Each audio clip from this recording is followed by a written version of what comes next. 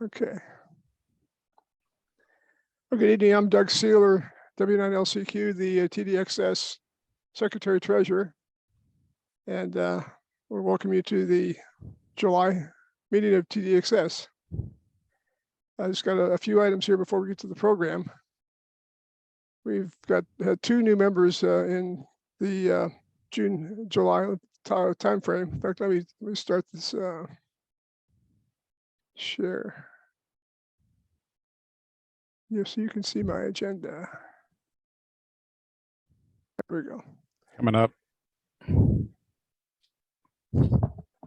Okay, so number 246 is Jerry Davis, N5EKO from Klein, Texas, and 247, Juan Carlos Munoz, TG9 AJR for the Woodlands. That brings us up to 40. Contesting range, right? I'm sorry? That'll put them in the contesting range without full membership. Sure. Okay. So active members right now is 48 members that are up to date on their dues. Field day. We all remember field day, right? Yeah. Well, there's a preliminary report on field day in the latest bull sheet that Alan put together. Some of the highlights were it was a quad club effort, TDXS, BVARC, Cars, and the University of Houston Amateur Radio Club. We ran 10A plus a 6-meter station and a GOTA station. 4,298 contacts. This didn't quite make 4,300. Preliminary score 15,290 plus there's still bonus points to be added into that, and they're working on the final submission right now, but it should be close to 17,000 points. Yeah, it's one of the best efforts we've ever had. Well, it'll actually be higher than that because of Al sent in an individual score. I sent in my individual score this week also. So it's going to be closer to 20,000 points. It'll be an eye popper. So I guess I don't have to go anymore. They do better without me. Negatory. That is not true. That's not true. We missed you. We missed you. I miss you. The last thing I've got on the list before we get to the program is our next meeting. You know, we've every year since we've been in this COVID hiatus, we've been canceling our meetings as they come up at Tracy G every other month meetings. We got another one coming up next month, and it sure be nice to be able to schedule an actual in-person meeting, whether it's just a meet and greet or have some sort of a program. And Let's do it. well, I'd like to make sure that people will actually do it, and not just say, yeah, we'll do it maybe. May I make a suggestion? Sure. Everybody bring some cookies, donuts, or something like that for the munchies. It draws more people. Yeah, I mean, I'd be happy just having a face-to-face get together. But some people may be expected to have a program. Well, munchies can be paid for out of the treasury because that would be an expense for the club. That's true. It's not like we're spending much money right now. Right. Yeah, why not? But eventually we need to send some money down to the Bouvet expedition. Yes. Do we need to make a motion to do that type of thing? I can't remember what the rules are for the sending money. That has to do with the board making a decision first and then bringing it to the membership. Okay. Yeah, last time we did this for Bouvet, it was a $500 donation that we sent out. So I'll go for that. yeah, I think I would go for that myself. We got plenty of money in the treasury for that. That's I think that's a worthwhile de-expedition. Almost everybody needs Bouvet. Yeah. I think I have them on 1 or 2 bands. That's all. I need Hey, him. Doug, why don't you go ahead and act on that then? Yeah, I'll put out something to the active members. Okay. Any other comments? Well, I brought this up again. I kind of hinted at this in the bullsheet, but what the heck are we going to do about membership and about membership participation? what can we do? I mean, Um, it's just getting less and less. Nobody's Well, stepping up. One To of the do things that anything? I see as a membership vice president is people are joining. And that's not the problem. The problem is they're not active. Yeah, They join, they say, hey, I'm part of TDXS, and that's the end of it. Yep. So we need some way to get them active. Now, one who's the news member has got one heck of a DX station. And Mhm. he's into contesting and DXing. He's got 200 and some contacts, entities already, so he's into that. But we Jerry, also I need, don't remember if he even had much of a station. board members, Yes. new blood on yeah. the board. No, I will not run. I didn't, we need new board members. We haven't had a president in 2 or 3 years. No vice Yeah. president of programs. I've been in this Doug? position for about 8 years, and you've been in the bullshit editor for what, 10? 10 years. Yeah. Yeah. I've You been guys in- doing a I've been good job. VP of membership I don't for wanna more hear than that. I know of. We'll give I don't him a want- raise. I don't want to hear that we're doing a good job. I don't want to hear that at all. You are. I gotta tell you that you are doing a great job. Gee, thanks. But I agree. You know, one of the things, this is not a new topic.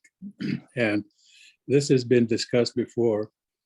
And one of the things we did at one point, we did hold some joint meetings with BVARC and the other clubs. And maybe it's time to do that again. If it's a good meeting, let's hold a joint meeting. Well, think that calling a would joint draw meeting, because- what does that mean? We go to we go to a BVARC meeting and we're just there? We all show up, yeah. Well, What does that mean? What does it mean we now? just organized,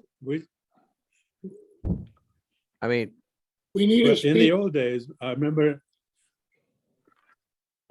Go ahead, Larry. Nizar, your audio is breaking up. uh-oh. All right, let me see if I can find a better, No, you're good. You're good now. okay. So basically, I'm just saying, we may need to hold some joint meetings. We did this before. I remember we arranged some joint meetings when we were doing some remote, discussions, remote Mhm, operation discussion. So I'm just saying that those kinds of meetings did draw a larger crowd. And, if the topic is right, I think it'd be a good thing to hold a joint meeting with BVARC and NARS and everybody else, like we do with the field day.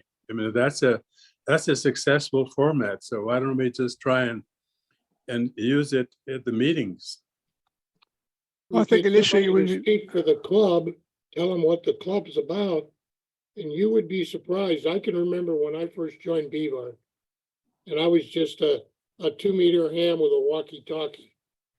And they were very receptive to helping me get a station on the air, buy a station unit, and get me into HF. Once I got into HF, though, there really wasn't a whole lot of, how would you say, interest in helping me become a DXCC or getting an all-state. Roby kind of took me under his wings as part of TDXS when I joined. And he has gotten me to where I have my DXCC. I've got all states in 3 to 4 different bands. So my interest has been piqued, but it took one Elmer to say, come on, let's go do this. And we could do it, and we did it on my system after we built it. And I was able to see, hey, this really does work. I get people that come here to the house to fix things. And they say, what's that big antenna up there? I said, that's so I can talk to Russia. And they look at me and go, "You what?" And I tell them, "No, I don't really talk to Then they Russia." call the police. Yeah. Yeah, I don't really talk to Russia, but there's a lot of countries over there that I do talk to. I've talked to Ukraine. They've still got hams on you. Yep. And I've talked to Belarus, even though that's a quote unquote Russian, what do they call them? Ally. But I talked to them. I've talked to Japan. I've talked to China. I've talked to, well, China being islands off the coast. But I tell people that, they look at me and say, "How do you do that?" I said, "You want to come in and see my station?" And all of them walk back, say, "I can't afford that." I said, "No, but you can start out with a $25 walkie-talkie and a whip on the end of it. And you can talk to people all around Houston after you get your license." And I don't know how many have been turned on by that, but that's just a personal experience for me as to what I have been able to see and do. And you're absolutely right about going to the clubs. I think if we went to each one, we had a speaker, we had an agenda on the meeting, and tell them what we do as DXers. What's our main goal? For a lot of us, it's getting our DXCC and getting 300 plus countries. For some of us, it's just being in a contest. And some of these contests, and I can speak from personal experience, were just overwhelming until somebody says, "Well, try this one. This is an easy one." And I did, and I enjoyed it, and I had a good time. And it got me into where I thought, well, contesting's kind of cool. I haven't gotten out on any of them yet, but the idea was there, was planted. So it's up to you guys what you want to do and how you want to do it. But I think if we get an ambassador, if you will, who will go to these meetings and talk to them about what we do, how we do it, and what we can provide in the way of resources for them to be able to do it. I know there's members of us in this group that have remote stations. There's guys out there that are 10-meter qualified, but don't have ham gear or 10-meter ham gear, HF gear. But that doesn't mean they couldn't get on with a remote station if somebody would be willing to sit down with them and help them out. Yeah, we did that, Jerry. We did that a couple of times with BVAR. Worked out quite well. But I think what Alan is saying is what can we do to keep up some of this interest in the club? And and I think, Alan, one of the strengths, we got to look at the strengths of TDXS. And we've got some really super contesters. Dave is one of them. And we rarely, I mean, Dave has offered to actually help some of the people on his own, you know, with the single sideband contest coming up. And you know, how can we support him? That's, to me, that's the question that I'd like to ask as a TDXS member.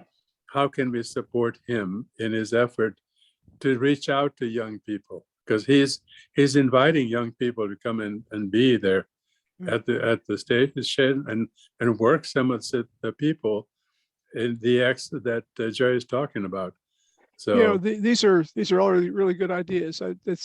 I'd like to make that a topic of maybe next month's meeting so we can flesh out all these ideas. We do have about an hour and a half presentation still for tonight that we Okay, need to get started. let's do that next week, and everybody think about it for a month.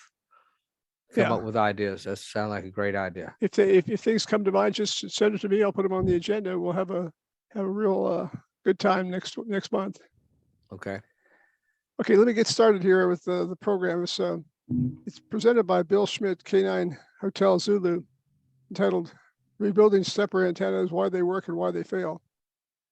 And Bill's has had a long history with SteppIR antennas, and he's seen all the whatever can break, he's seen break and how to fix it. So unfortunately, he had a conflict come up, and as he'll explain in the preamble to his talk. So he's at a funeral tonight instead of with us, but he did pre-record this program. And if you have any questions as we go along, just write them down. You could shoot them to me, and I'll shoot them to him, or you can send them directly to Bill. Email to him, and he'll answer them.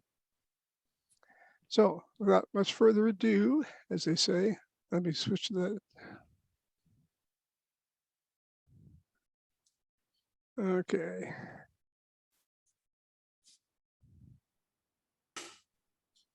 Here we go.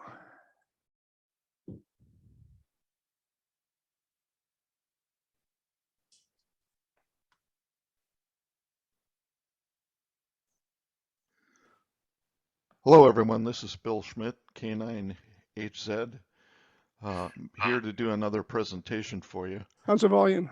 First of all, I have to apologize. Not bad.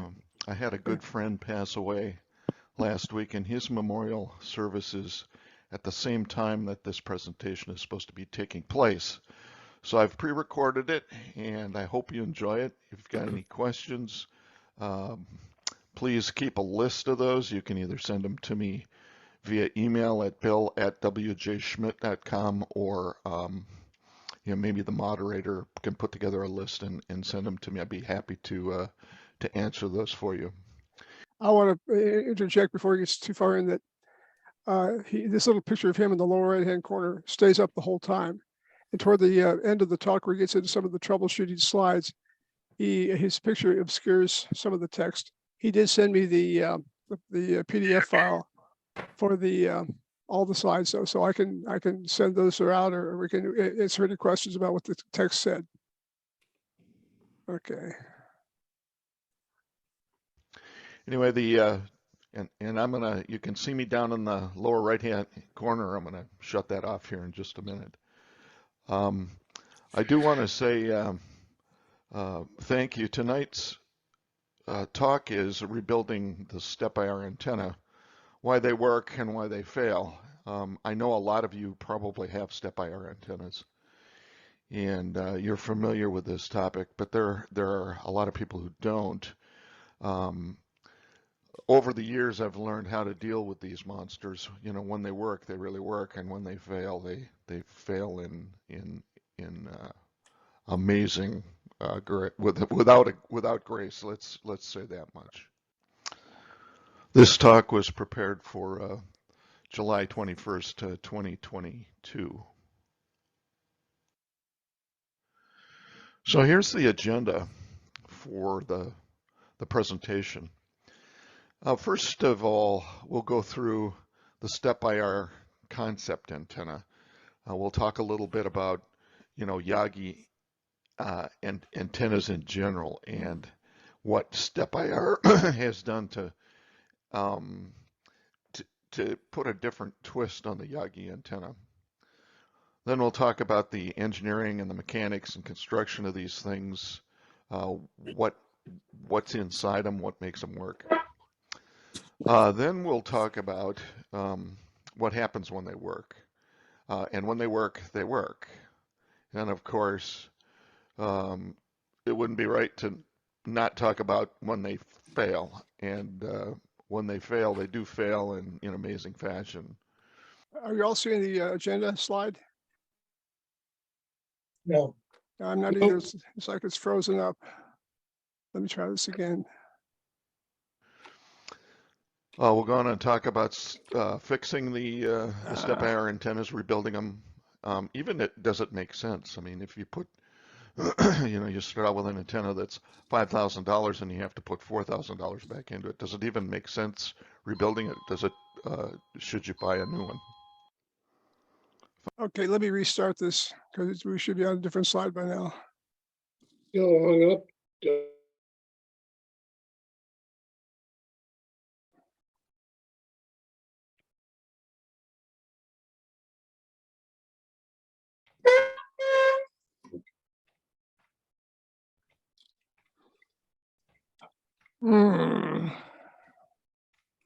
Okay.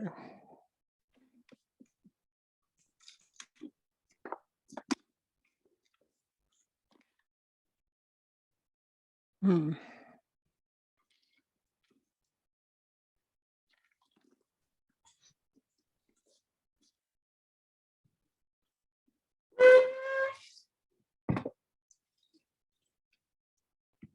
Okay, let me try this again.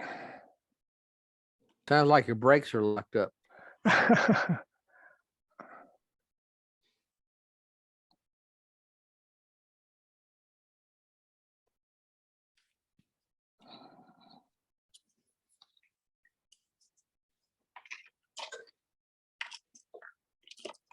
Let's say that much. This talk was prepared for July 21st, 2022. So here's the agenda Okay, to change the for agenda. the Yeah. Here we go. presentation. Okay. Okay. First of all, we'll go through the SteppIR concept antenna. We'll talk a little bit about, Yagi and antennas in general and what SteppIR has done um, to put a different twist on the Yagi antenna. Then we'll talk about the engineering and the mechanics and construction of these things, what's inside them, what makes them work. Then we'll talk about what happens when they work. And when they work, they work. And of course, it wouldn't be right to not talk about when they fail. And when they fail, they do fail in amazing fashion. We'll go on and talk about fixing the SteppIR antennas, rebuilding them. Even it doesn't make sense. I mean, if you put, you start out with an antenna that's $5,000 and you have to put $4,000 back into it. Does it even make sense rebuilding it? Does it? Should you buy a new one? Finally, I've reserved a section where we can talk about other issues with these antennas. There are some other things that you need to know about them. Some of the mechanical design flaws and some of the modeling flaws, like on 6 meters, but we'll talk about that.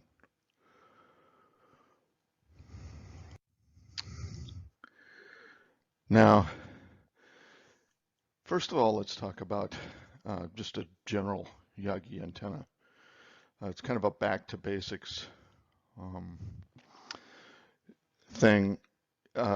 We'll just use this 3-element Yagi as an example. With a 3-element Yagi, you've got a reflector, a driven element, and a director. The elements are generally half-wave dipoles. They don't have to be, but they're generally half-wave dipoles. And, the forward gain is in the forward direction away from the reflector. The backward gain is the opposite direction. There's also a side gain figure to that. And, the performance specs that we give for antennas are usually forward gain and front to back. Now, SWR is also important, but I don't consider SWR a performance criteria because my expectation is that if it's an antenna that's properly designed is going to have an SWR in the band, in the bandwidth that I'm interested in from the start. So I don't typically consider that a performance criteria. Now, a typical Yagi has a element spacing of 0.1 to 0.2 wavelengths. And, this is important because as you change the spacing between the elements, it changes the forward gain. It also changes the front to back. And in fact, in opposing ways, the more forward gain you have, the worse front to back you generally have. And that's actually bore out by the wave equation set if you're able to solve that, or if you do some modeling, antenna modeling.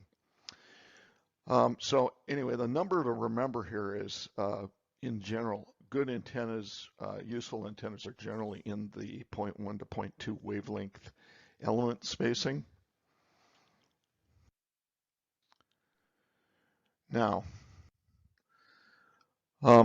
both forward and backward gain are determined by the element spacing. We already talked about that. So the wider the spacing, the more gain the antenna produces.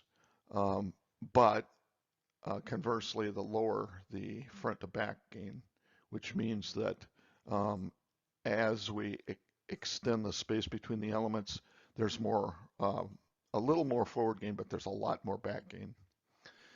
About the maximum useful spacing before the antenna starts to become completely bidirectional is about 0.2 to 0.25 wavelength spacing for the elements. You can get about 10 dB of gain, between, for a 3-element antenna, maximum 3 dB of gain if you optimize the wide spacing of the elements. But of course, that's frequency dependent. I go into that in my antenna course, and sometime we can actually go through that antenna course. My goal is to put that online out on YouTube, and that way you can go through it yourself and send me questions, or we can hold Zoom meetings, and you can ask all the questions you want. But I don't want to go into all of the design background and characteristics here in this talk. I'd rather just talk about the SteppIR antenna. So the front to back that you can get on a wide spaced antenna, it's limited to about 20 dB if it's optimized for gain. And of course, it's got wider bandwidth. Closer spacing, that is a spacing between, in the 0.1 wavelength type spacing. The antenna has lower gain. It's got more forward and it's got more backward gain in it. It's got more front to back gain. So if you're looking for an antenna to null out signals from the backside of the beam, you want closer spacing on the elements. Probably the limit of the spacing for a close spaced antenna is between 0.1 and 0.08 wavelengths. You get a gain of about 8.5 dBi when you do that in forward gain. But of course, again, this is frequency dependent. The front to back gain, you can get, a front to back ratio of up to 35 dB. So you can see it's a great improvement over the wider spaced antenna, which is only 20. And of course, this antenna is has a narrow bandwidth. So the pattern is really determined by the length and spacing, and I won't get into that here. We'll leave that for the antenna class, because the points I want to make is about the SteppIR antennas. So a SteppIR antenna takes advantage of a fixed element position, and it varies the element length. So they choose a position for all of the elements on the boom, so that you don't get too far outside of the element wave spacing rules that I just went through. And at the same time, you can vary the element lengths so that you can, kind of fine tune the element beam width, or the antenna beam width, and the front to back. So, using that 3-element SteppIR Yagi antenna, if it were a SteppIR uses a 16-foot boom for that 3-element antenna. It's got the 3 elements with retractable elements. So let's see where that, given that spacing on the boom, where that comes out in the wavelength spacing that we would really think an antenna like this would have to actually operate correctly. Well, if you make the calculations on 14 megahertz, that three elements got element wave spacing of about 0.12, and that's fine. It's still above the minimum. It generates a gain of 7.4 dB, and it's got a gain of about 25. And you can see as we go up in frequency, the 18 megahertz on 17 meters has a element spacing of 0.15 wavelengths. On 21, it's got a spacing of 0.17 wavelengths. On 24 megahertz, it's got a spacing of 0.21, and on 28, on 10 meters, it's got a spacing of 0.25. That's getting a little bit outside of my comfort zone, but the antenna still works. What you find, though, I mean, and it bears out in the gain and front to back ratio numbers, is as the gain goes up, the front to back goes down, and that's just a characteristic of the way the wave an output of the wave equations and when they get solved. So you know, it follows all the rules. A SteppIR antenna is kind of a, I would say it's kind of intended for, you know, 15 meters or 12 meters. It's got a lot of gain, a lot of front to back, a decent amount of front to back. It's a great antenna there. On 20 meters, it's missing a little bit of gain, but still an okay antenna. On 10 meters, it's got a ton of gain. The front to back is a little low. So again, the SteppIR 3-element generates less gain at lower frequency. Of course, you know, we know why that is. And of course, the bandwidth of the antenna isn't important. And the reason for that is because the elements are adjustable in length. So you can actually, you know, change the elements so that the SWR is always perfect. So you don't need to worry about the bandwidth. For SteppIR antennas below 14 megahertz, below 20 meters, they use a folded element type design. It's almost like a Moxon antenna. You could model it that way. I model it as just a folded dipole, and you know, I get great results that way. So here's an example of a 3-element SteppIR antenna. The element in the middle is meant to extend to 40 meters. So this is a 3-element antenna on 10 through 20 meters, but on 40 meters it's a dipole because it's got an extended length element. And of course, it's folded. It's a folded dipole.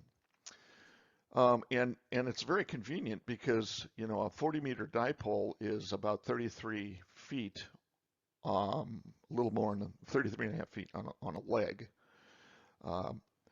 So, you know, it would be 67 feet total length. But the SteppIR antenna is only 39 feet across. So it makes the antennas very compact. And again, because you can adjust the element length, you can always make it resonant in the band, and it's quite effective. So their larger antennas use longer booms and more elements, obviously. So their largest antenna is called a DB42. It's got a 42-foot boom. It's got 3 folded elements, and it is 3 elements on 40 meters on a 42-foot boom, so roughly 21 feet between the elements on 40 meters, and all the other bands, 20 and below, are 5 elements. So again, 42-foot boom, 21 feet between the 40 40-millimeter elements. So really, it still falls easily within the it can be nerdy, right? Walk past people who know or might not know. um, the rules for building, antennas, Yagi antennas. And you see on 20 meters, 15 and 10, all of those fall within the wavelength requirements too. So very, very well designed antenna. It's very clever the way they've done this. There are several other different types of antennas that SteppIR makes.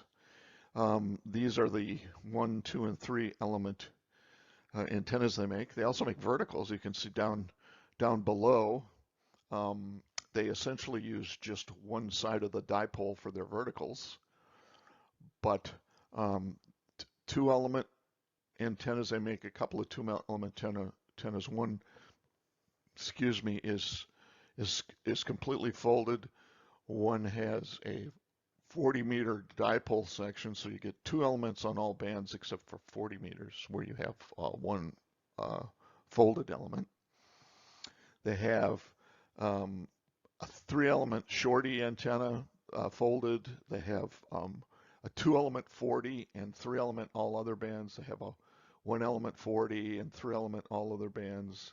They've got several different models of antennas anyway, and they've gone to great lengths to they've hired a good antenna modeler to build the models for these antennas, so they do understand them very well. Here's a 4 and 5-element antennas. The one over on the left here is a 4-element antenna for 20 through 10, and it's got a 40-meter dipole element on it. In the middle is what they call a DB36.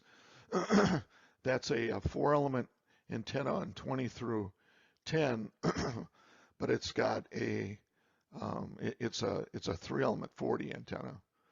It's a little bit short for a 40-meter antenna, but for those people who don't have the space or the tower to put up their bigger antenna, it turns out to be a pretty good antenna.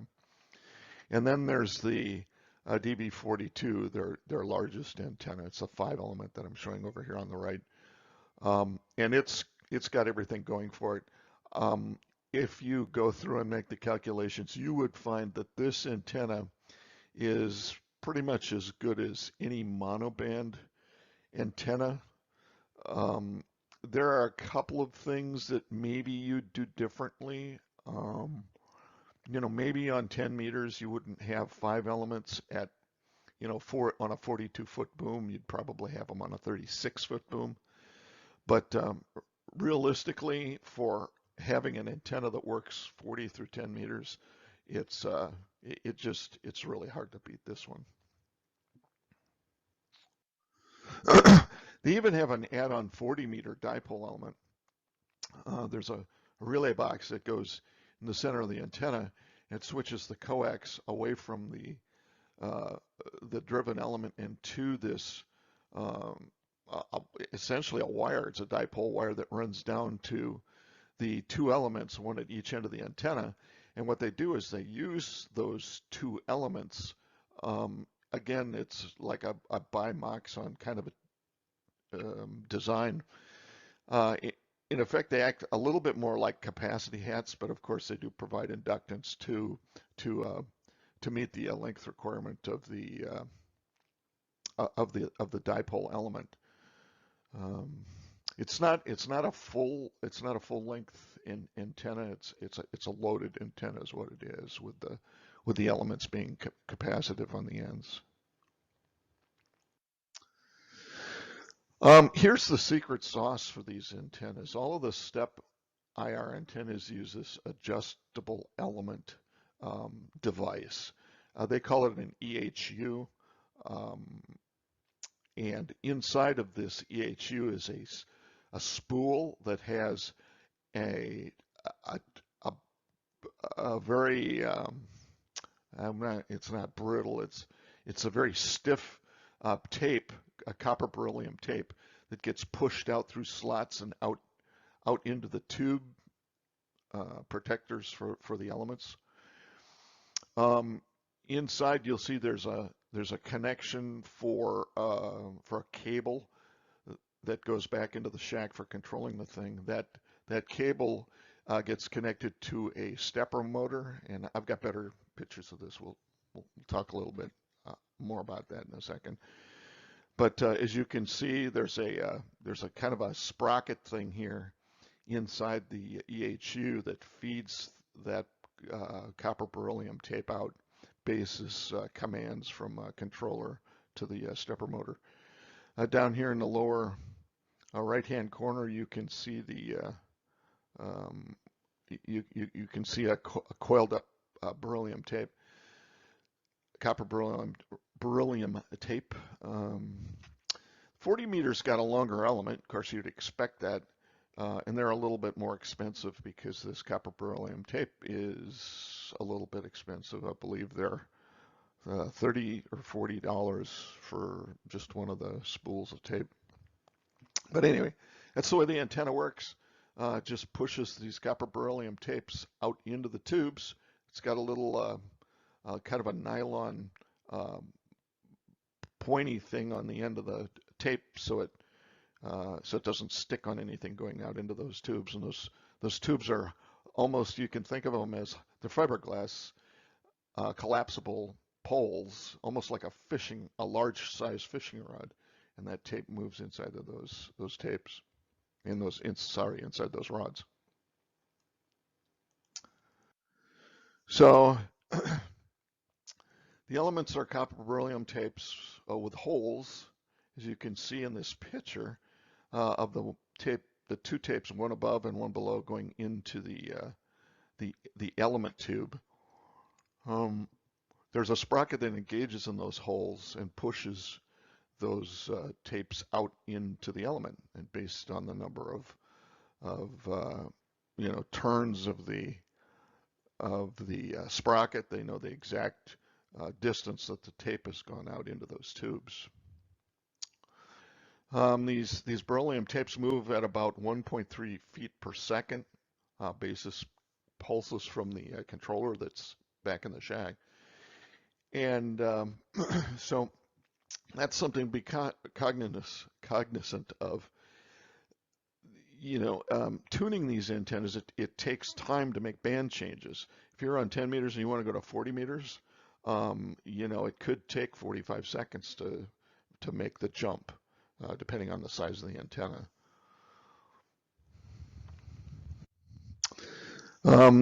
The EHU also has it's a 22. It's 22 to 52 ohm balun for matching. So the antenna is actually designed for 22 ohms. And there are reasons for that too. If you take my antenna course, we go through that. As it turns out, the lower the impedance of the actual antenna, the more efficient it is. Also, the longer the elements are. So, that's really why it's more efficient, because it couples better with the atmosphere. I mean, you can think of an antenna almost as a transformer in coupling. It's a device that couples RF to the atmosphere. So in that sense, the bigger the unit is and the more space it has to couple with the atmosphere, the more efficient it is. Here are all the different parts inside the EHU. There's the sprocket or platen assembly. There's kind of a piece of plastic that the beryllium tapes go through, that keep them aligned as they go into the support tube, and the sprocket pushes against that piece in order to keep the teeth engaged in the holes in the element. Let's see. There's a take-up reel with the tape on them. Those are actually spring-loaded, and what I mean by spring-loaded is there's pressure pulling the tape in. Okay, so a default position would be if the power failed and there wasn't power on the stepper motor, the tapes, and then there was enough vibration, from wind, the tapes would eventually work themselves into a what they call a calibration position. I'll talk a little bit about that in a minute. And that's why the controllers, SteppIR controllers, always put voltage on the SteppIR motors just a little bit, and that's to keep them locked so that the elements don't move. I mean, even when the controller is off, turned off, it still keeps voltage on the stepper motors. So you actually have to physically unplug these things, the power supply for the controller, in order for the voltage to be off the stepper motors. And that causes a lot of problems because if you disconnect the cable from the back of the controller that goes to the antenna, that controls the stepper motors, you can actually damage the controller. So you have to unplug the controller first, let the voltage wind down, let the capacitors discharge, and then disconnect the cable. Which of course leads to all sorts of issues. If the cable gets cut in the field, you're almost guaranteed that something in your controller is blown out. You can see the balun on here. It's only on the excuse me, the EHUs that get driven. You can see that there's an SO239 down in the lower right-hand corner. There are also some relays on the left middle side of this EHU, and what those are there for is if those relays are engaged, it puts drive from the balun on, splits the drive from an uneven source, unbalanced source to the balanced source, one leg to each element. Relay in the other position removes that drive from the elements, and it shorts across the element, so it becomes a passive element. So there is a very clever way of turning a driven element into a passive element. And their larger antennas tend to do that, or they're symmetric antennas.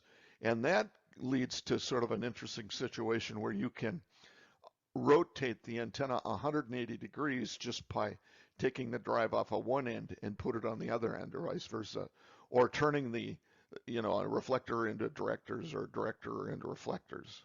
And you can do that very quickly.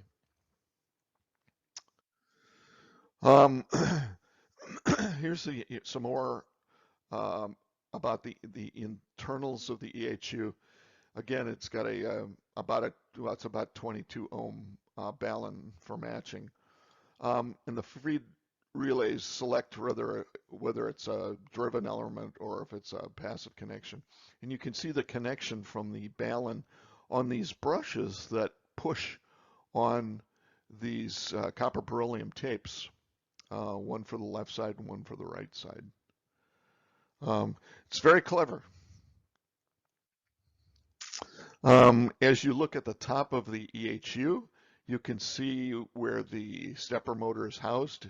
It sticks up on the actual housing. On the right-hand side, you can see the actual stepper motor that's used. I think it's a NEMA 17, I think. So it's actually a fairly small motor. It doesn't have a lot of torque, enough certainly to push the copper beryllium element tapes into the elements, and to the point where they can turn corners for the folded element and fold back. There are fiberglass tubes that are used to house those copper beryllium elements. And again, as I've said previously, these are collapsible fiberglass poles. And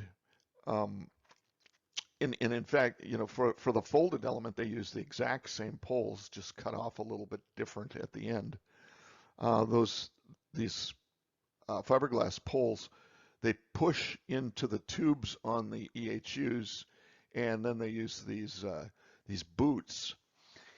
These are plumbing boots to convert one size plumbing into another size plumbing. So, for example, if you were going to use a 1.5 inch and 1 1/4 inch pipe, you get a 1.5 1/4 inch boot, and it's used at the union of those two tubes. It keeps moisture out. It's very effective at that. Plus, it keeps the tube inside the it keeps the element tube inside the tube that's meant to hold it in the EHU. Down at the bottom, you can see 6 elements that look like they're ready to go and be put on a element tubes and be put on an antenna with the boots. When we modeled these fiberglass tubes, they do have a little bit of capacitance to them, so we model them as capacitors. And if you were to actually model this antenna without that, you'd get the wrong answer. You'd get dimensions that just don't make sense. So here's some more shots of the element tubes. You can see up in the upper left-hand corner, you can see the boot where an element on the right-hand side is pushed into an EHU. And I guess I should at this point say that SteppIR has evolved their EHUs. The early ones are a kind of a drab green color, and they're smaller. The ones that are used today, and I think they changed in about 2008, I'm going to say. No, maybe a little bit later. But the newer ones are black, and they're larger, and they're said to be stronger. I've got evidence, though, that says that that's not true.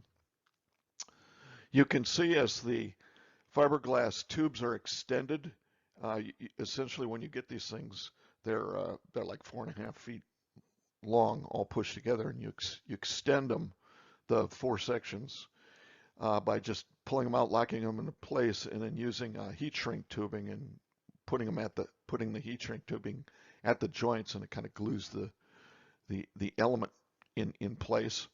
On the end, they provide caps with little foamy things in there so that insects don't get in there and make nests in there and cause the element to jam. Down below in the middle, you can see one of the folded elements. You can see they use a black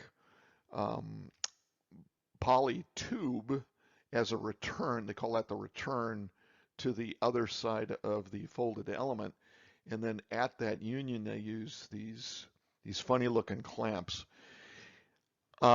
Essentially, they push the fiberglass tube into the poly tube, and they use some sandpaper and some tape and a bunch of other things. And then they put a clamp on that union, and that's caused nothing but problems. I'll talk a little bit about this. Those joints tend to loosen up over time, and half of the people that I know that have these types of antennas with these folded elements have found these return pieces on the ground at some point. But there is a fix to that. We've developed a fix, and it was developed by the community. I actually was one of the first people to do it, but I think what happens with SteppIR is they have a real good community, online community, and everybody contributes. They talk about where the flaws are, and a lot of guys go out and fix them of their own design, and I'll talk a little bit about that as we go on. Okay, here's a connection chart of how the wires are connected to a SteppIR antenna. Now remember, there's connections for a stepper motor and there's connections for relays, because some of the EHUs have relays. There are additional relays, a drive box, and we'll talk about that in just a minute. But the stepper motors that they use are 2-phase, which means they have 2 windings or 4 wires. You can see a picture of it down in the lower right-hand corner. The connection to the antenna controller is via a multi-conductor cable, and it's pretty small wires, and they're like 22 or 24 gauge, depends on how far you run the cable. But you run that cable all the way from your shack all the way out to the tower, up the tower to the antenna, and inside a marshalling box for that all the EHUs run wires to. And here's kind of this is a pinout chart for most of their antennas, and it shows how, you know, the different pins on the back of the controller, how they all come out and go to the stepper motors. Okay, so pins 1, 2, and 3 and 4 go to the driven element. I think 5, 6, 7, 8 that goes to reflector. Pins 9, 10, 11, 12 that goes to a director if the antenna has, you know, those elements, and so on. The last 3 pins are relay pins, and those are plus voltages that go out to the relays. The ground, or the minus for that, I think is pin 13. Yeah, I can see it there.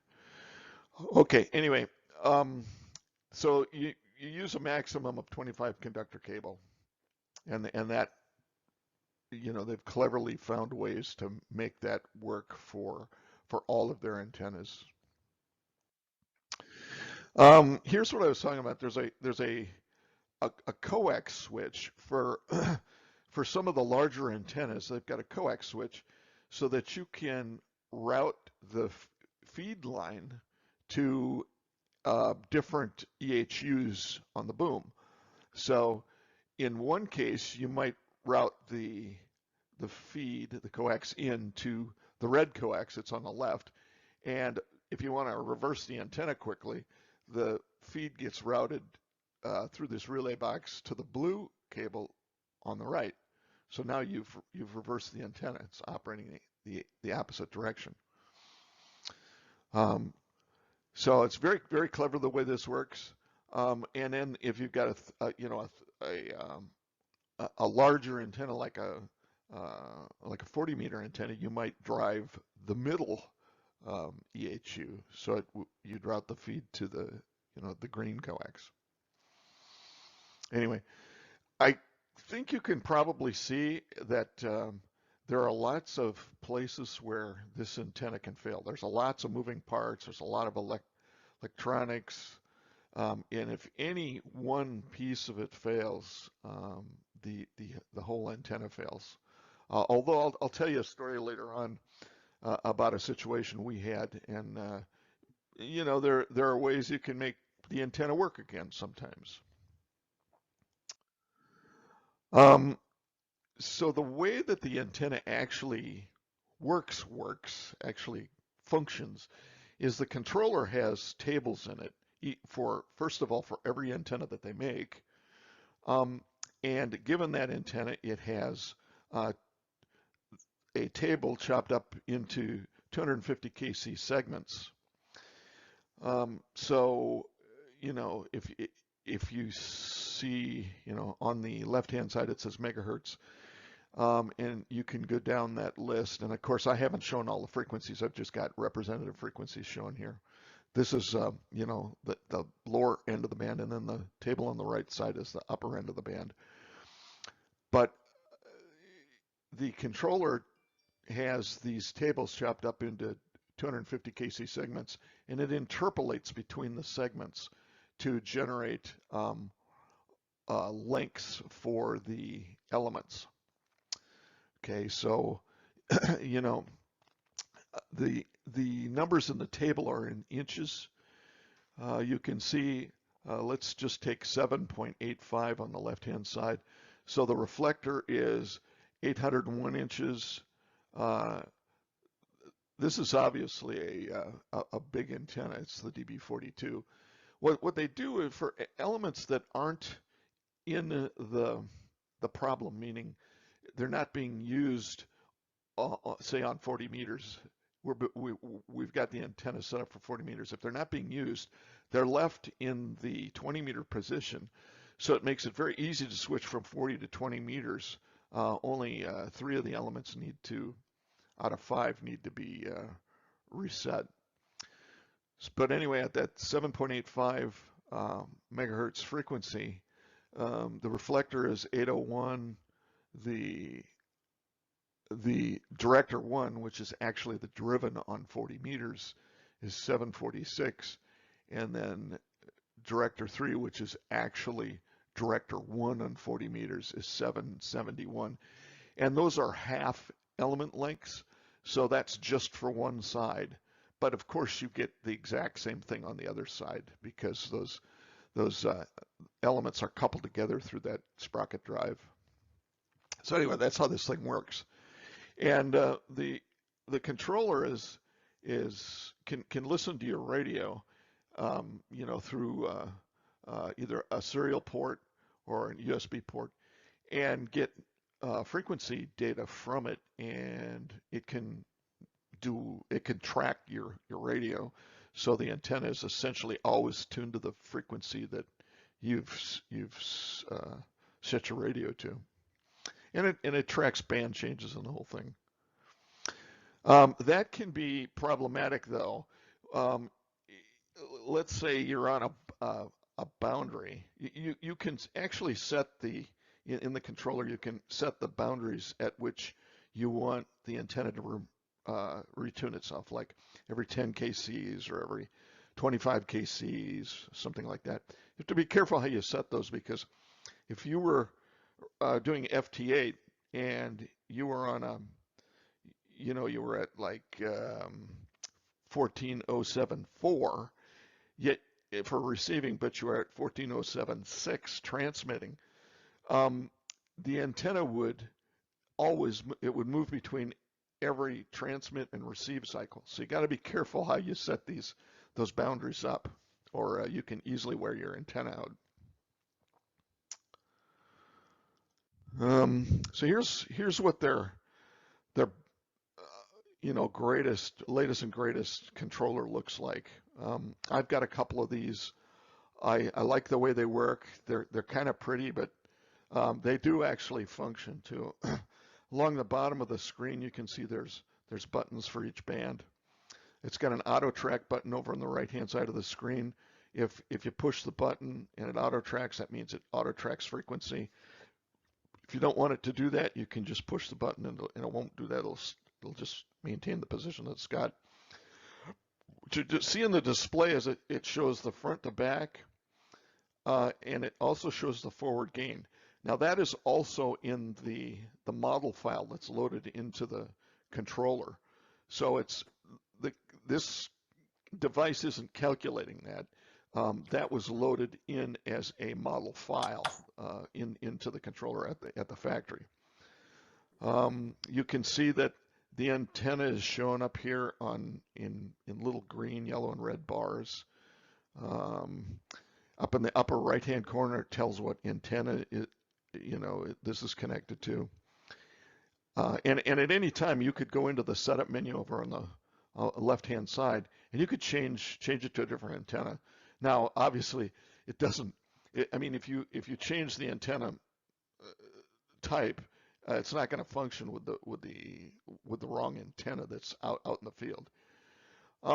Some other interesting things about this thing is over on the left-hand side, you see a row of buttons.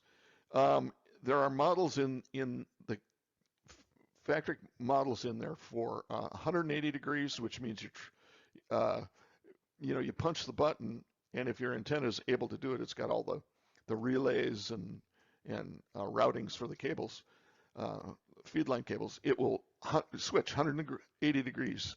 It's just as fast as it can move the elements on each end. There's also a bidirection or a 3/4 direction. Actually, if you put your own models in, you can set these buttons up to do whatever you want them to do. Now, band change can take up to 45 seconds. So you got to keep that in mind. So this might not be the best antenna to do hunt and pounce kind of work, or if you're in a contest and you're going to another band for a multiplier and coming back, you have to, you're going to have to wait in order to transmit. Now, it's not as bad as what I say because they've got an amplifier lockout. So while this antenna is tuning, it will cut the PTT to your amplifier. That means your rig might still be putting out power through the antenna, but they say it's good to 100 watts while it's tuning. So that may not be a big deal. A couple other things, these antennas are really heavy. My DB42 is 250 pounds, and that's a 42-foot boom antenna. I've also got a 4-element, and that one's over 100 pounds. So, you know, and the construction, we'll talk a little bit about the construction later in the talk, but the construction sometimes can be questionable. Okay, when they work, let's talk about when these antennas work.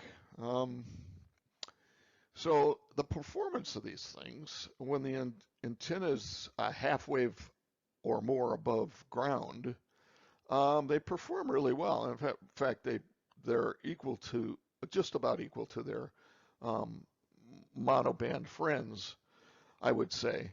Again, you know, being fixed boom antennas, you know, since the 40-meter antenna, their big one, the DB42, is optimized for a 40-meter beam. Okay, so that thing really does perform like a 3-element 40-meter beam. Actually, it performs like a 4-element 40-meter beam. And does anybody know the reason for that? Well, it's because typically on 40 meters, one driven element won't make the whole bandwidth of the 40-meter band. So generally what people do is they use 2 driven elements, either directly linked or capacitively coupled, and they do that so that you can get good SWR on both the CW section and the SSB section of the bands. Well, you don't have to worry about that with a SteppIR antenna because you get to adjust the lengths of the elements. So that's great. You know, with more bands on the boom, there is a little bit of a compromise when it comes to, you know, especially 10 meters. But there's a ton of gain on 40 meters.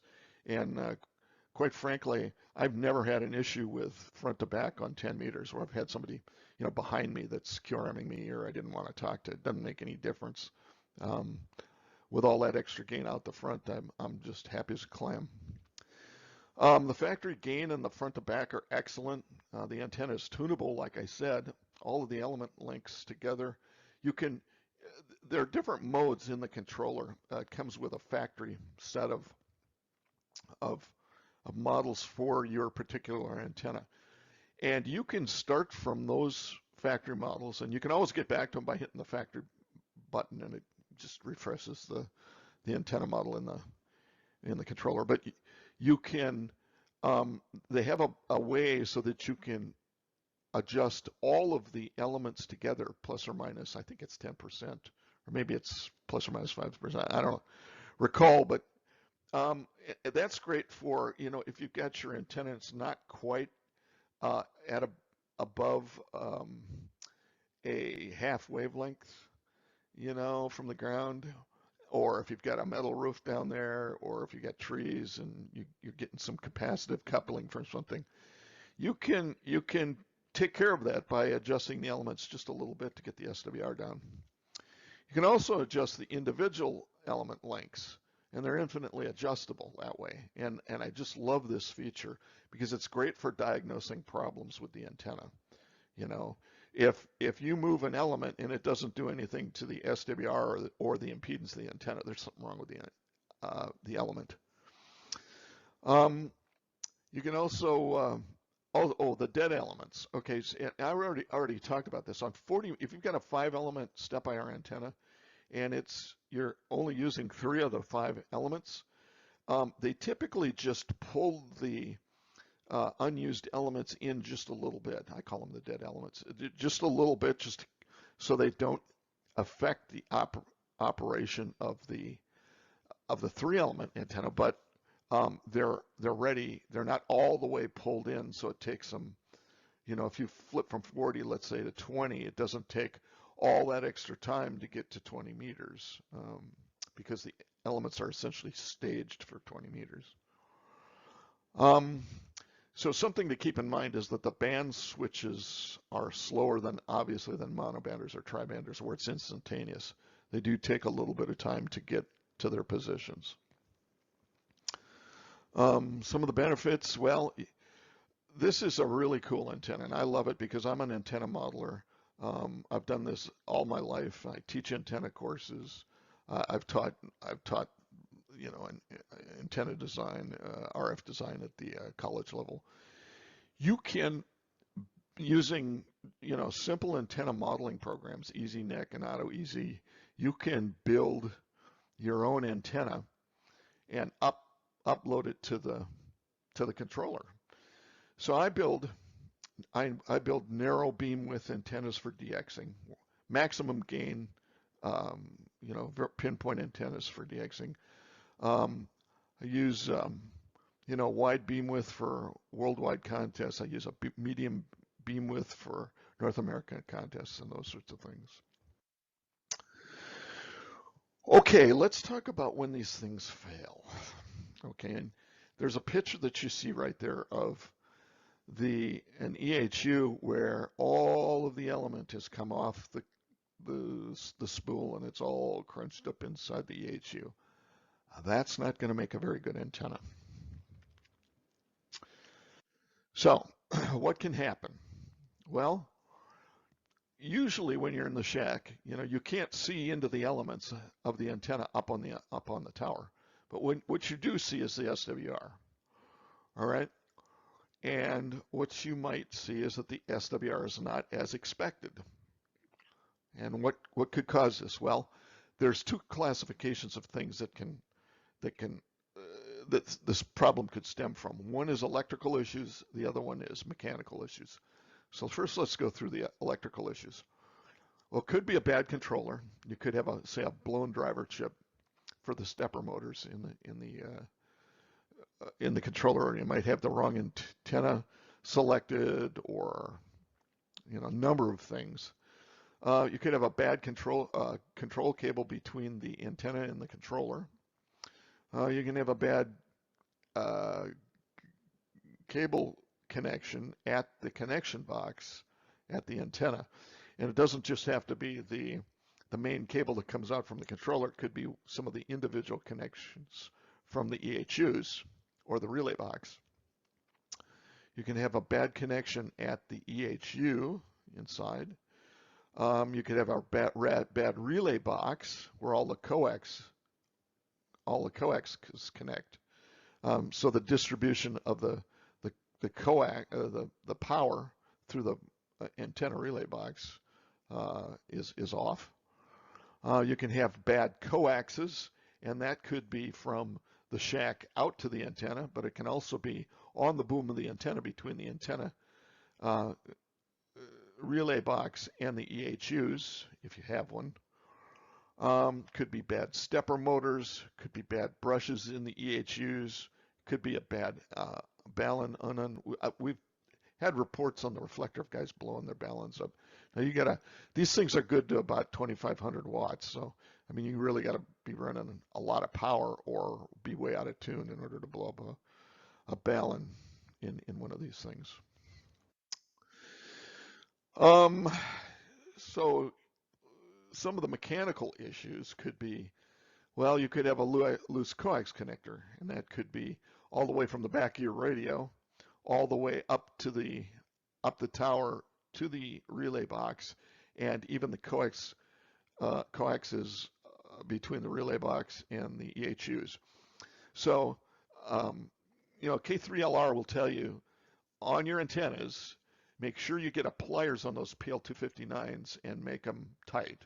Don't strip them out, but make them tight. And I've always done that, and it's always worked well for me. I've never had a coax connector come loose. The brushes inside the EHU might not be making contact with the elements, or they could be worn out. You could have a split sprocket and this is really common. The shaft, the sprocket, and I've got a couple of pictures of this. The sprocket spindle sits down on top of the SteppIR, stepper motor shaft, and a pin goes through it. And the early designs of the antennas had a really bad shaft design, or a bad spindle design, and it would split. And then, of course, the antenna, that element would stop moving, even though the motor was going around. And of course, there is no feedback. There's no way to tell if an element is really moving or not, because there isn't like optical encoders that are reading the holes as the tapes go out or come back. And we've talked about actually doing that, and I've got an experiment going here where I've done that. So you get feedback. You can actually tell if an element is moving. But that also means 3 additional wires for each EHU that have to come back to the shack, or some other electronics up on the tower in order to multiplex and send that back to the shack. You could have a stripped element, like, for example, the way this, it extends the copper beryllium tape is that sprocket engages in the holes in the tape, and it pushes, as the sprocket turns, it pushes it out or brings it in.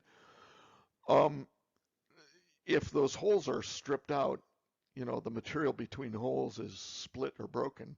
Now you'll get to a point, and the sprocket will,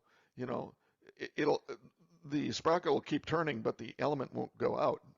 And this is another common issue with these antennas, that element can split after time.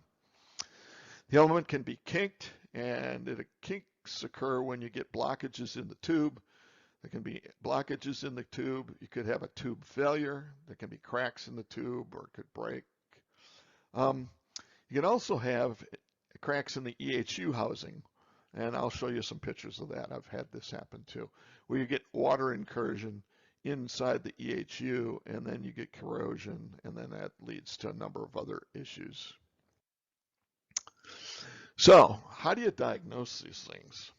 Well, the first thing you need to do is put together a systematic plan to diagnose these antennas. Don't just go into your controller and start pushing buttons and throw your hands up and say, oh, my antenna is broken. If you systematically go through in your mind, think about how this thing works from the controller all the way out to the antenna, you can put together a diagnostic plan in order to determine what's up. So for example, the first thing you might do is check the electrical paths of all of the windings on the stepper motors. Okay, and from the wiring chart that I showed earlier, that pins 1, 2, 3 to 4, pins 1 to 2 are the first windings on the first stepper motor. Pins 3 to 4 are the second set of windings on the first stepper motor. So you can check, you can unplug the power from your controller, pull the connector off the back, and you can check with an ohm meter in the shack what the impedance is between pins 1 and 2, pins 3 and 4, pins 5 and 6, etc. And what you should see is about 15 to 20 ohms for conductivity. And if you get to a point where you're not showing, conductivity on one of these sets, now you have to be smart about this. If you've only got 2 EHUs, you're only going to see conductivity on 1 to 2, 3 to 4, 5 to 6, 7 to 8. You're not going to see it on 9 to 10, 11 to 12 because you don't have any EHU there. But for the pins that are connected to stepper motors, you should see a resistance or an impedance of about 15 to 20 ohms. And if it's outside of that range, some guys come back and they say, well, I'm seeing about 50 or 100 ohms. Okay, well, that means you've got something's wrong. You've got some corrosion. Or they'll come back and say, well, I don't have any conductivity at all. Okay, there's a break in the cable someplace. So you need to go out and find that. Okay. You also have to check the electrical path for each relay. Okay, and there can be several relays out at the antenna, but the only pins that work for the relays are 22 to 13, 23 to 13, and 24 to 13. So there's only 3 pins for relays. And they're going to be from 50 to 300 ohms, and that depends on how many relays are in parallel. So the more relays in EHUs and and the antenna switching relay box you have, the more or the lower the resistance that you would expect. But if you see it shorted or if you see it at 10,000 ohms or open, there's a problem. So you can check the electrical path of the coax connector. Okay, and so for that, you just take the coax that runs out to the antenna and just check the impedance with an ohm meter across it. Because this is a balun, it should show shorted in all modes and configurations, meaning if I hook my ohm meter up with test clips, to the coax. In normal position, with the antenna operating in the forward direction, it should show forward. When I hit the 180 degrees button, it should also show shorted. In bidirection, it should show shorted. In all of the different configurations, as I go through the bands, it should show shorted. And if for some reason it doesn't, it means that you've got either an open wire or a bad relay somewhere on the antenna. Okay, number 4 is the thing, I tell everybody this, and it's, you ought to tattoo this on your forehead. You do the dipole test. A Yagi can't function as an antenna if it can't first function as a dipole, all right? So when people are having trouble with their SteppIR antennas, and they've done all of these electrical tests that I've already talked about, and their antenna's still up on the tower, I tell them to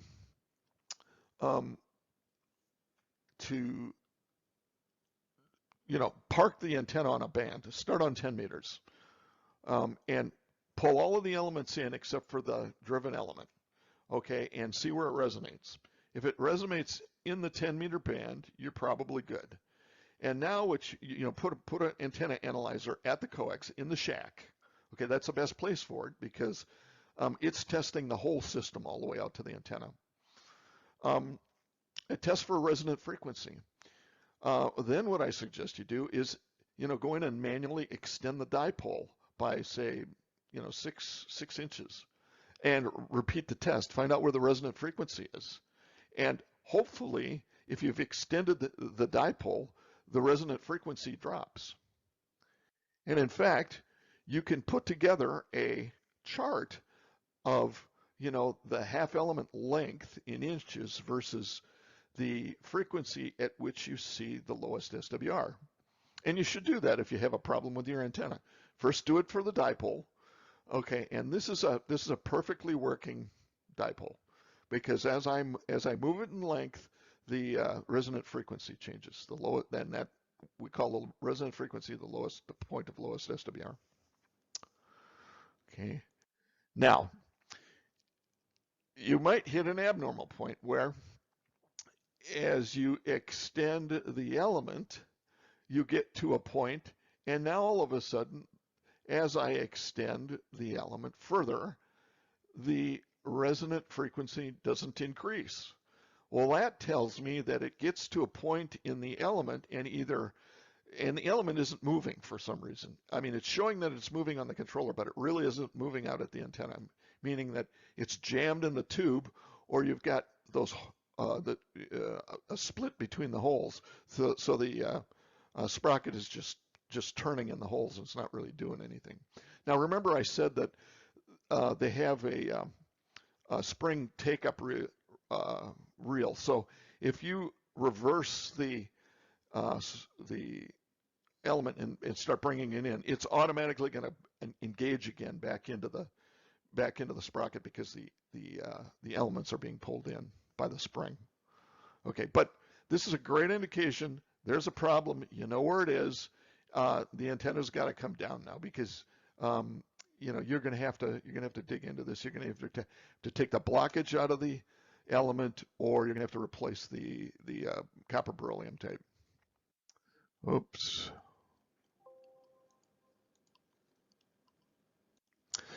I think I missed a slide, but I can't go back, so we'll just keep going here. Um, you may even make that same test with the dipole resonance. And you might find, even from the get-go, that as you extend the element, nothing happens. Okay, and you get the same resonant point, or you might not even find one.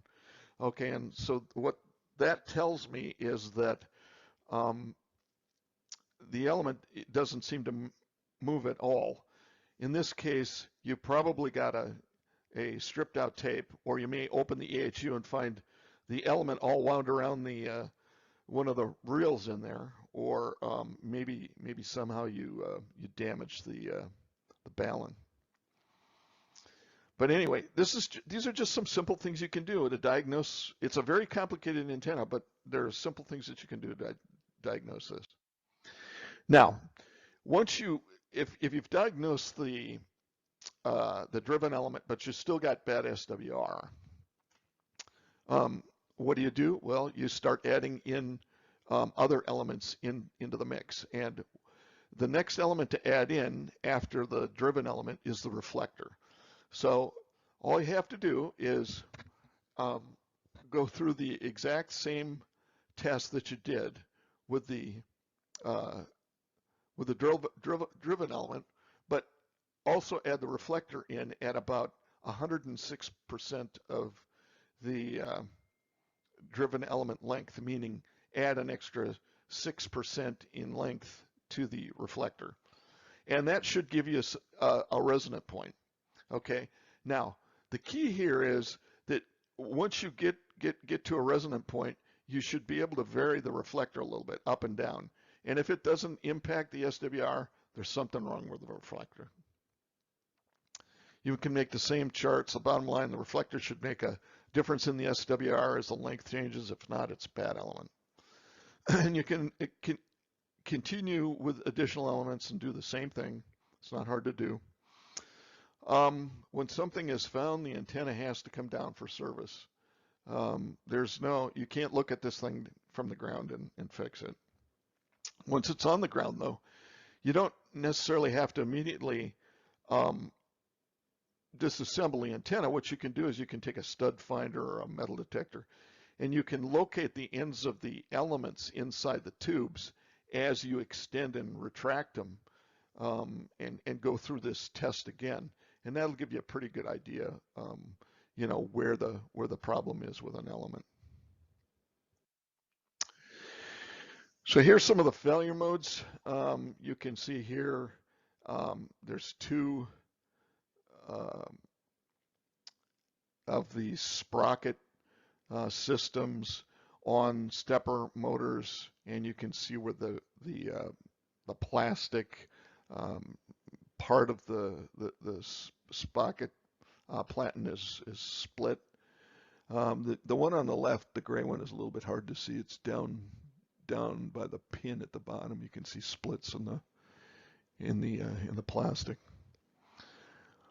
And there's some other things. I've got a couple of YouTube videos here, that you can watch, and I don't know, maybe they're embedded in this, so they may play automatically, but you can see where there are other issues with the broken gear or the broken sprockets with these antennas. Here's another thing that can happen. And this happens quite a lot too, is broken element spool shafts.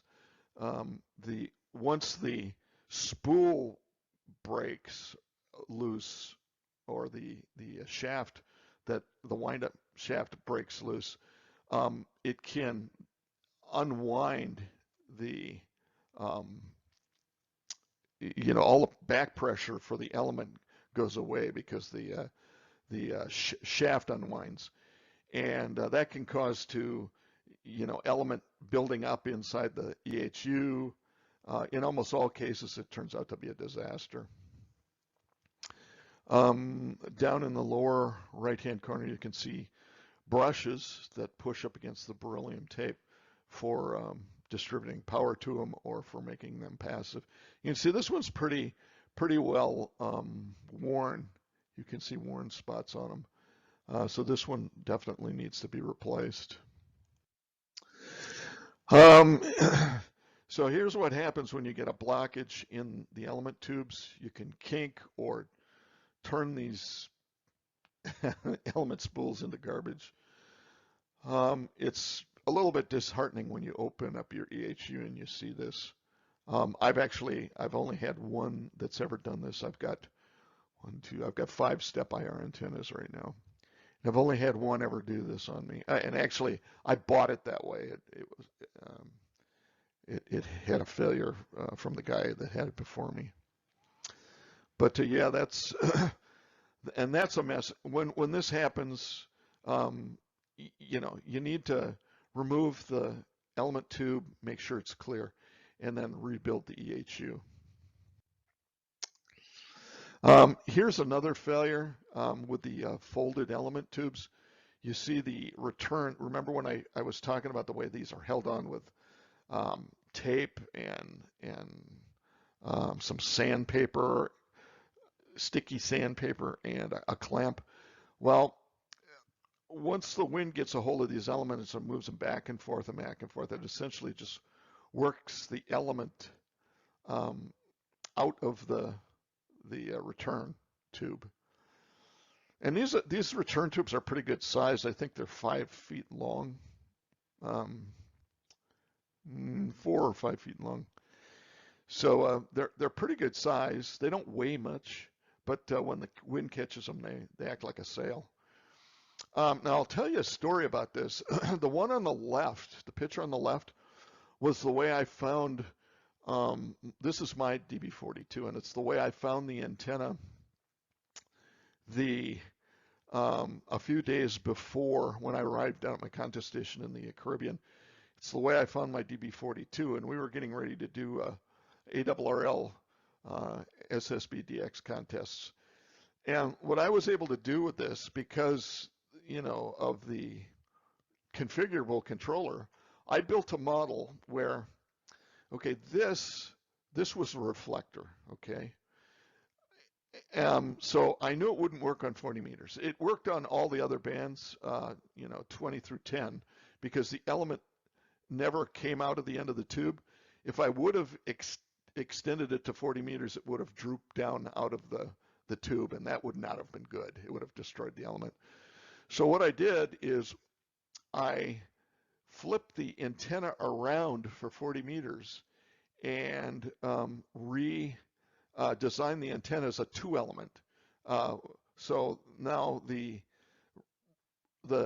director I turned into a reflector, and of course the driven element was in the same place. So the guys just had to remember, hey, when we get on 40 meters, we've got to spin the beam 180 degrees. But that kind of gives you some kind of an indication of how flexible this, that controller is. Here's some physical damage, and I actually had this happen. You can see the crook in that beam, or that boom, sorry, to the left. This happened in Hurricane Elsa. I had the antenna pointed a little bit into the wrong direction, and I'll talk about this in a little while. The trussing didn't help this situation, but it picked up the back end of the antenna and it gave it a twist, and I got a twisted boom out of this. And at a fairly low wind speed at less than 40 miles an hour. So this business about these antennas being good to 100 miles an hour just is not true. I've seen pictures of these antennas in 100-mile-an-hour winds, and they destruct almost instantly.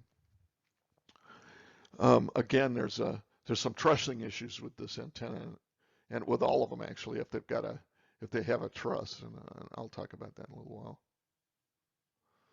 while. One thing to note here, you can get parts, but they don't sell individual boom pieces. So to replace this boom, I had to buy the whole thing, and the whole thing was almost $1,000 for just the boom. So okay, that brings into question, hey, look, an antenna like this, you know, are you going to buy $1,000 boom or are you going to buy a new antenna? Now, for, this antenna is 10 grand. Okay, so you know, $1,000 boom really isn't that expensive in the you know in the whole of things. But some of these antennas, yeah, I mean, you might just you know rather than for another $500, you can just buy a whole new antenna. For fixing SteppIR antennas, there are plenty of parts. If you go out to the website, you can buy, you know, the copper beryllium tapes. You can put them on your own spool. You can buy it with a spool. You can buy the sprocket shafts, the platens, and the stepper motors. You have to get a gasket if you open them up so that when you put it back together, you use the gasket so it's watertight. You can buy brushes. So over there on the left-hand side, that white little thing, that white bullet, is what goes on the end of the element that gets pushed out through the elements. Below that is one of the clamps that's used on the return of an element. So plenty of parts, but they're expensive. So here's what you would do. I mean, if you had a split sprocket or a split shaft on a sprocket, drive sprocket, and this is their newest version of this. You know, now instead of using a pin through the stepper motor, you know, one of those coil pins, they actually use a screw so that it's easily replaceable. You have to disassemble the EHU, pull the stepper motor out, and replace that sprocket and shaft. Here's another picture of it, and this is with one of the newer sprocket and shafts, and you can see how the sprocket goes into the element right before the platen, and that platen, you know, it kind of keeps the, well, it does keep the elements in line, and on the other side of this white piece of the platen is the brushes that push down on the elements, so it kind of holds it all together. There's a picture of the brushes, and you can see what you'd have to do in order to change the brushes. They're fairly easy to do. I've done this a number of times. They have a new brush design out that uses some little silver tabs. They don't. There isn't as much friction on the tape as these. Now these don't provide a lot of friction, but the new brushes have silver buttons on them. They're very nice. They're more conductive to the beryllium tape, and less issues with corrosion. Here was my fix for separating returns. What I did instead of, I still used all of the sandpaper and tape and all of that garbage underneath the on the element tube as it goes into the poly tube for a return. But I put a piece of heat shrink tubing on. You can see it. It starts on the tube and it ends on the return, about a 12-inch section of HST. And then I took the clamp and I bored the clamp out a little bit, you know, to make up for the extra space now that the heat shrink tubing is taken, and then put the clamp down on top of that. And since I've done this on all my antennas, I have never had a failure. I mean, this stays on. And why shouldn't it be? Because they use heat shrink tubing on the rest of the element for keeping it together. And quite frankly, they just announced a retro kit. SteppIR did, and in their retro kit, this is exactly what they do. They've gone away from this clamp. They only use the clamp now for the spreader that goes between the elements. The heat shrink tubing keeps the return on the element. Here's some more fixing of an EHU, and I've had this is a picture of one of my EHUs. I found splits in the casing, and that's from the elements twisting in the wind. And you know, with a fixed aluminum plate, they tend to split, and they start splitting at the screw holes. So what I've done is I get the biggest washers that I can. I get a little bit longer stainless steel screws, and I use the biggest washers that I can to distribute the force on the top side of these EHU covers. SteppIR will tell you that you don't need a washer there, and you just put the screw through. But I've found otherwise. I put screws in, or washers. So some of the other issues with these antennas, some of the antennas have boom trusses, and these can lead to all kinds of problems. You would think that the boom truss would work perfectly to keep the antenna in line, but you should think about this. The if the wind picks the back end of the antenna up, picks it up and pushes it, what will happen is the antenna will twist, and it'll twist up to one side or the other side. And when it does that, it bends, it forces the other end of the antenna to do the same thing. So it twists the antenna, it can destroy the boom, and I think that's what happened in my issue with Hurricane Elsa. What's missing here is a truss like this on the other side of the boom. If it had something to keep it down and lower it in place, that issue wouldn't occur. And I've already designed something, an additional lower truss to put on my antennas so that that doesn't happen. I don't have pictures of it here, but I'll generate pictures and put them on my website as soon as it's done. This kind of shows what happened if you're looking in the end of the antenna with the truss. When you get a wind come in, it pushes, the wind force pushes the back of the antenna to the side, and the net force, because of the way that it's cabled through the truss, is to push the kind of a corkscrew to push the boom up and turn it.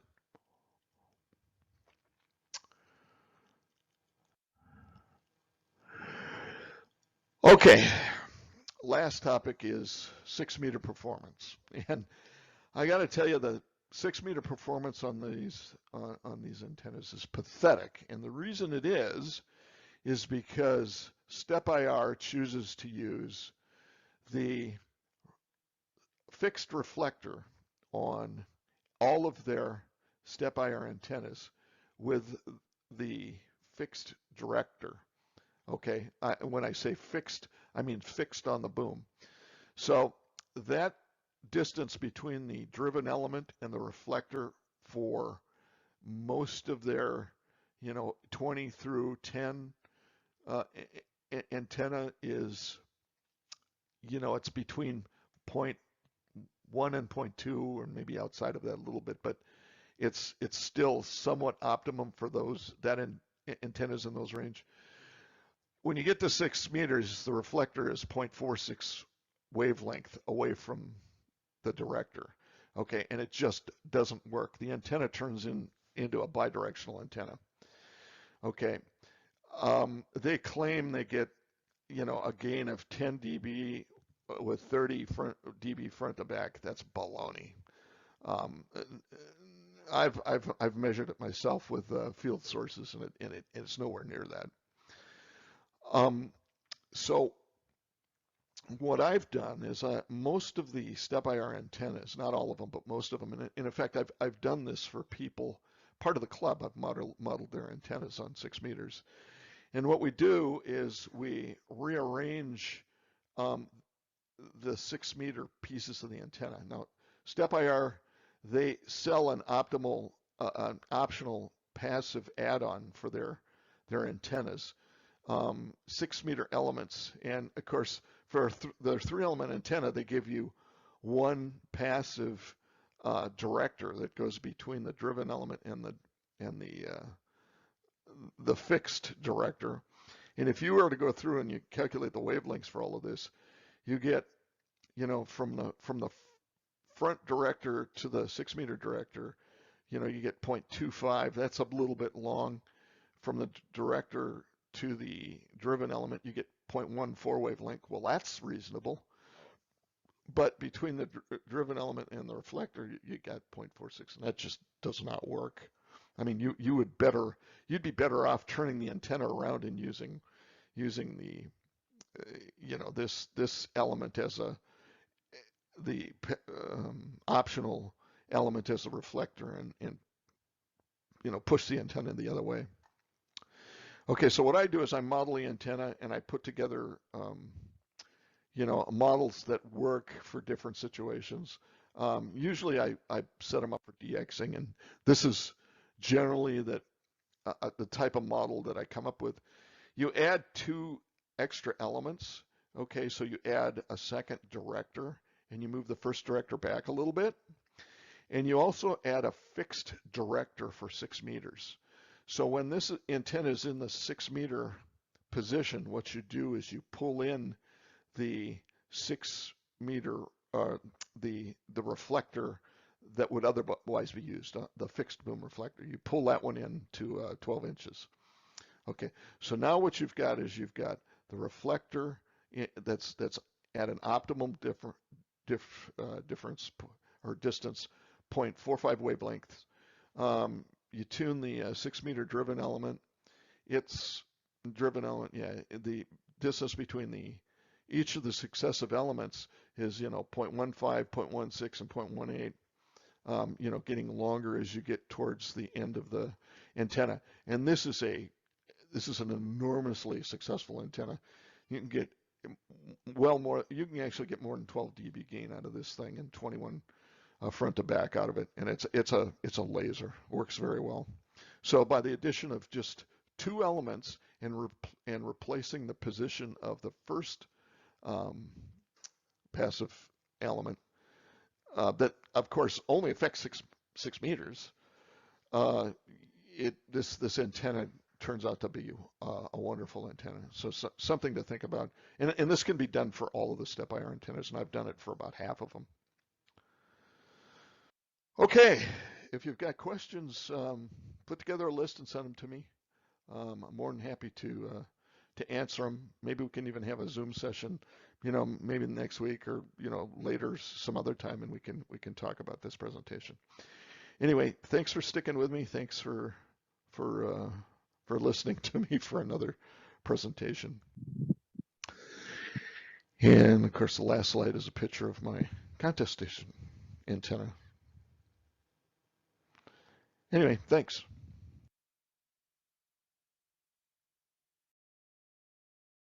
Okay, well, more than you ever want to know about SteppIR antennas. Any comments? That's I have one. Go ahead. mentioned anything about 30 meters. Used to be, they expect the thing is, if they had the 40 meter antenna on it, that they had a 30 meter situation as well.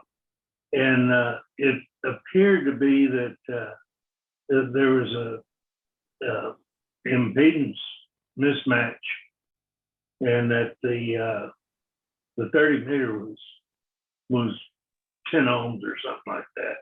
It was terrible. Mm-hmm. 10 meters is, I'm sorry, 30 meters. It is an impedance mismatch, and your SWR is somewhere between 1.6 and 1.8. That's really not terrible. Matter of fact, I think mine, for whatever reason, is better than it used to be. I think it's like 1.45. I'll test it right now, let you know what it is. But it's actually, I mean, it's not a terrible SWR. And now mine is 2 elements on 30 meters, so it works pretty good. Alan, did you optimize your 6 meter antenna like his is designed? I did. I don't think it works as well as on mine as he says it does. I don't know. Maybe I did something wrong. It could be that I haven't set the other elements Because when you have 6-meter antenna, you have a combination of fixed and movable elements. And I may just need to go back and revisit where I set the lengths of the movable elements. May not be 100% correct, but I've just been too busy. It's still working on 6. Sometimes I just feel like it doesn't work as well as it should. But you know, when we had a couple of months ago, we had that great opening to Europe. I mean, I worked tons of European stations on 6, and I got decent reports. So I guess it was working. My SDVR right now on 30 meters is 1.48. It's better than it used to be. Don't even know why.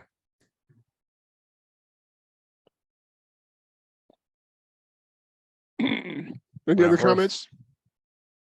There's a lot of stuff. I mean, there wasn't enough time. There's lots and lots more details when it comes to troubleshooting, when it comes to issues, both good and bad with the stepper, that he would have needed another hour to cover. But you know, since I've had mine for